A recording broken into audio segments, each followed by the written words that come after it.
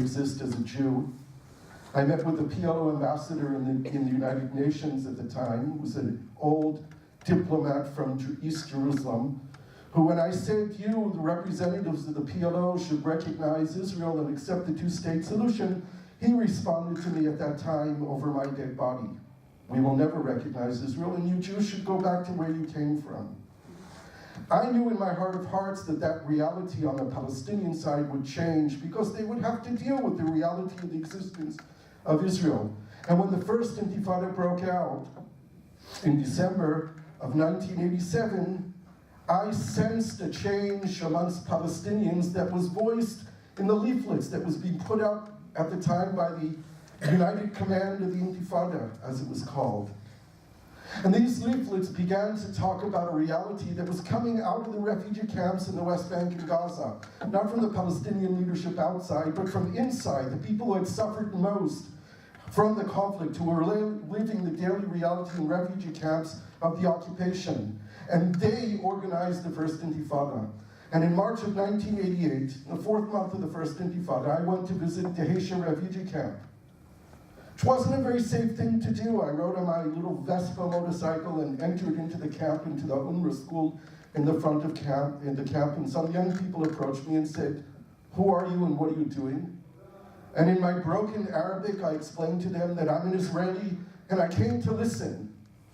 I want to know what it is you're fighting for. What is this Intifada? And we stood in the parking lot of Dheisheh for about 20 minutes, and someone said, "Yalla, come to my house." And we walked into his house, and about 30 people sat in a one-room house in the refugee camp at Dheisheh for 6 hours. It was that day that I came home and I wrote a letter of resignation to the board of directors of the institute that I had created, the Institute for Education for Jewish-Arab Coexistence, and I launched and founded IPCRI, a joint Israeli-Palestinian public policy think and do tank aimed at building solutions for the Israeli-Palestinian conflict based on mutual recognition.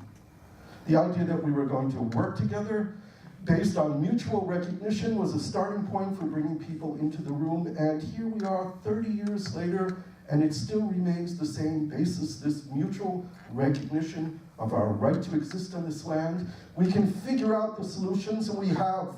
I chaired, I ran, I negotiated in more than 2,000 meetings of Israeli and Palestinian professionals coming up with solutions, and there is no issue in this conflict which is not resolvable. No issue. Every single issue is resolvable, and we know how to do it.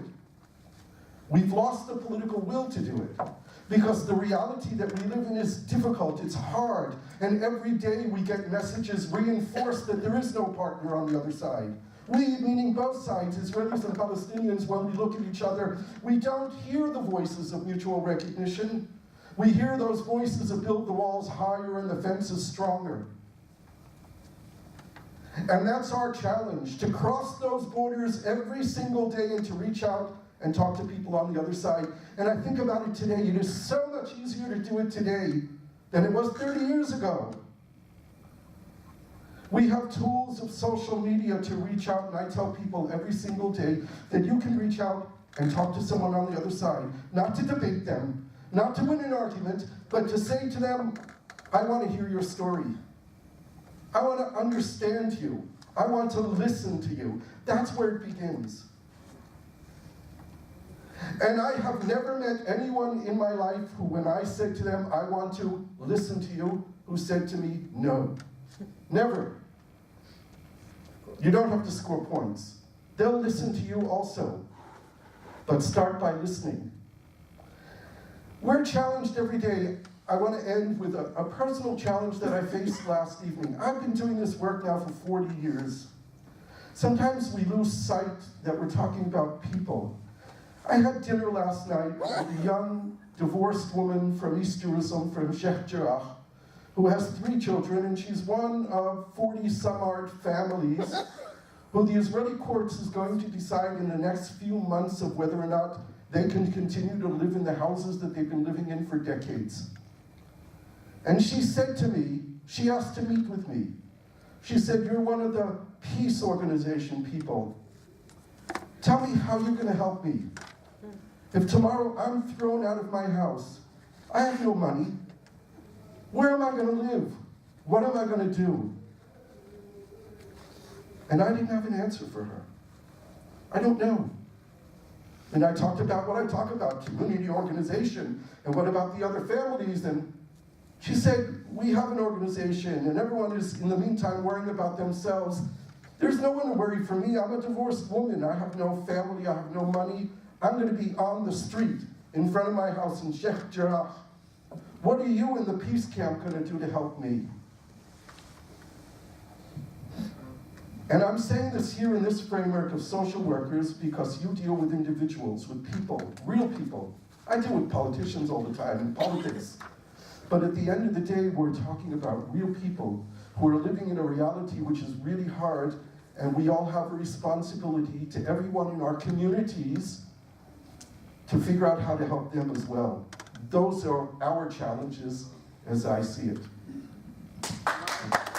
It doesn't exist, not with the politicians, and also not with the peace movement when they are fighting with the microphones, and people don't, when we don't have the humility, people don't really want to listen. People want to enjoy life. We heard it, People deny the suffering of the Palestinians anyway.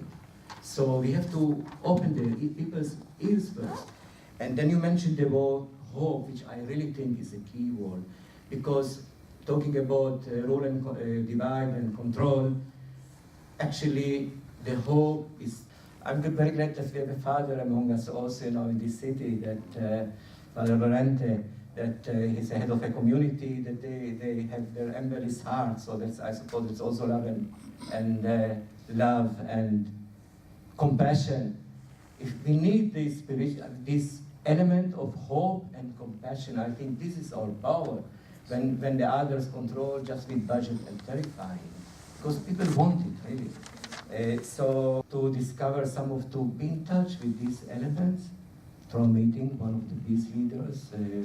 At the time he wasn't known, now he's world famous. He was offered the Nobel Peace Prize by Dr. Martin Luther King. His name is Tichnat Han. So I used to travel to him just to study this humility, his spirituality, the techniques of meditation, and pass it on.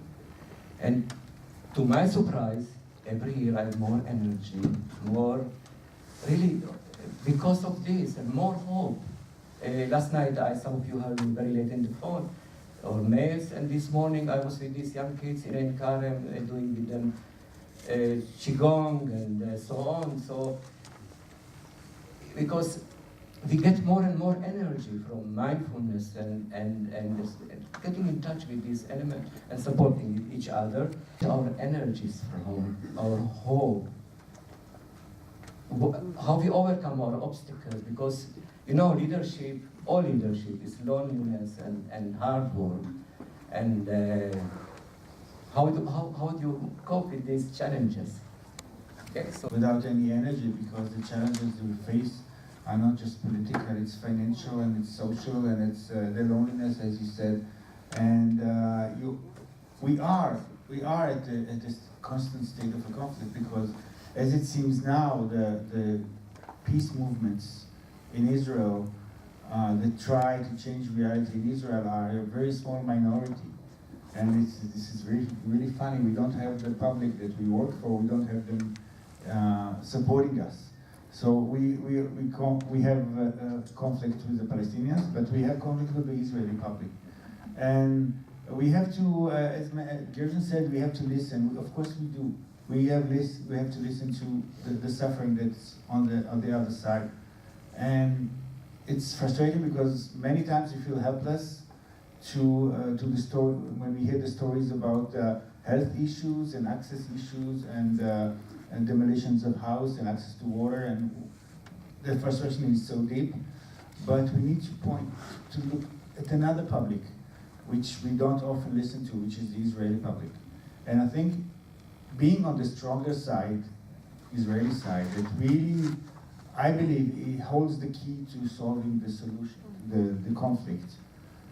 We need to first connect with the masses of the Israeli public, because without them, we will just, detach ourselves from the nation that we belong to. So we need to build those bridges, and I think, again, the same technique, we need to listen. When we listen to the people who are not on our side, on the Israeli public, surprisingly, they start to listen as well.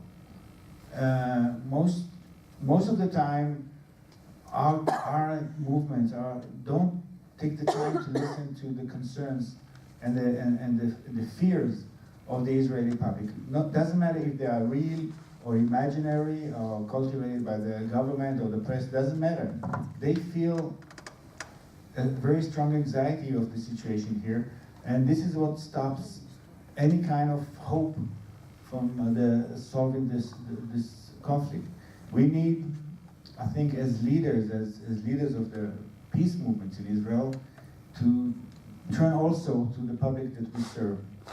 It's not just the Palestinian side, it's also the Israeli side. And these are, and without doing that, we will continue to detach ourselves and be maybe right, but not effective. And my side, and listen to them. And it's, of course, it's frustration because we understand how deep is the misinformation that they have, and the ignorance of what's going on the other side. But this is, I'm coming back to what I started with, this is where we have a lot of work, and by listening to those voices, we can extract, we can understand what we need to do, because there's a huge space of action we can take and responsibilities. And this is where I take my power from. Is everywhere. I was a little early, and Nadim told me we have a new exhibition, go take a look. And one of the very first exhibits is this beautiful work of the Aravrit. And it's a beautiful work of art, and she created the word Lora and Safa, okay, in Arabic and Hebrew. And I looked at this, it's both aesthetically beautiful, but it's also brilliant because it made me think, you know, this is what language is. This is what real language as a tool of communication is. It's about internalizing and sort of having internal representation of another person in our soul. So inspiration is everywhere. We just have to be able to find it and look for it. The second source of inspiration, a little maybe different from that very positive approach, is there's one thing that literally drives me off the wall. One thing is when people tell me that's the way things are. That's the world is. That is literally the one thing that drives me crazy, and it usually goes with, what, you want to change the world? Duh, yes. So I think that having this commitment to never going, but that's just the way things are. No, this is the way things are because the powers that be want things be this way. We are under no obligation to accept things as they are. Collectively, for Women Wage Peace, I have to say I was listening to you and I was nodding in agreement until some point where you said that we have to understand that there's misinformation. I think that it's not about misinformation, I think it's about different information. And I think that, you know, what I'm learning every day at Women Wage Peace is that notion of radical listening to someone holding a view very different than mine, and practicing not automatically trying to explain to them where they are wrong. Because if we're in the business of practicing letting go of dogmas, and we expect other people to let go of their dogmas, we have to be willing to question our dogmas.